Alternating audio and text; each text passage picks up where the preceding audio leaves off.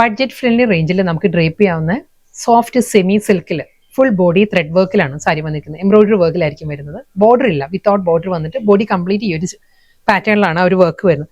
Copper ജെറിയും ആ ഒരു self വീവിലുമാണ് സാരിയിലെ ആ ഒരു എംബ്രോയിഡറി വർക്കിന്റെ മോട്ടീവ്സ് വരുന്നത്. അതുകൂടാതെ സെൽഫ് കളറിലുള്ള സ്മോൾ ഫ്ലോറൽ മോട്ടീവ്സ് വന്നിട്ടുണ്ട്.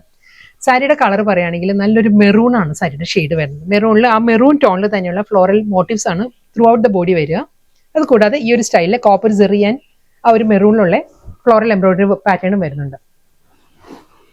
ഈ ഒരു ലുക്കിലായിരിക്കും സാരിയുടെ ബോഡിയിൽ ആ ഒരു small motifs copper Jerry and ആ ഒരു മെറൂൺ ടോണിലായിരിക്കും, ഈ ഒരു പാറ്റേണിലായിരിക്കും സാരിയിൽ ആ ഒരു വർക്ക് വരും. സെയിം അതേ ആ ഒരു പാറ്റേണിൽ തന്നെ ആയിരിക്കും വരുന്നത്. കളർ പാലറ്റ് മാറിയിട്ടുണ്ട്. പീക്കോ ഗ്രീൻ ആണ്. പീക്കോ ഗ്രീനിലും കോപ്പർ ജെറി ആൻഡ് പീക്കോ ഗ്രീനിലായിരിക്കും ആ ഒരു മോട്ടീവ്സ് വരുന്നത്. നെക്സ്റ്റ് സാരി വീണ്ടും റിവേഴ്സ് കോമ്പിനേഷനിലാണ് വന്നിട്ടുള്ളത്. ഇതിന്റെ ബോഡി വരുമ്പോൾ പിസ്ത ഗ്രീനിലാണ്. ജാമുൻ ഷെയ്ഡാണ് സാരിയുടെ ബോഡി വരുന്നത്. ജാമുൻ ടോൺ ആണ്. സെയിം അതേ പാറ്റേൺ കോപ്പർ ജെറി ആൻഡ് ഇതിന്റെ കോമ്പിനേഷൻ പറയുകയാണെങ്കിൽ പീക്കോ ഗ്രീൻ ആണ് ബ്ലൗസ് വരുന്നത്. അതുകൊണ്ട് തന്നെ ആ ഒരു കോപ്പർ ജെറിയും പീക്കോ ഗ്രീനും കൂടിയുള്ള കോമ്പിനേഷനിലായിരിക്കും സാരിയിൽ ആ ഒരു ജോമെട്രിക്കൽ ത്രെഡ് വി പാറ്റേൺ. അക്വാ ഗ്രീനും പേസ്റ്റൽ പീച്ചും കൂടിയാണ് അടുത്ത സാരിയുടെ കോമ്പിനേഷൻ. പാറ്റേണും ത്രെഡ് വി പാറ്റേൺ എല്ലാം സെയിം തന്നെ, വിത്തൗട്ട് ബോർഡർ. ലാസ്റ്റ് സാരിയാണ് ബേബി പിങ്ക് ആണ്. സോഫ്റ്റ് പേസ്റ്റൽ പിങ്ക് ആണ് സാരിയുടെ ടോൺ വരുന്നത്. സെയിം സ്റ്റൈൽ തന്നെ, അതേ പാറ്റേണിൽ തന്നെ ആയിരിക്കും ആ ഒരു എംബ്രോയിഡറി വർക്ക് വരിക വിത്ത് ബ്ലൗസ്.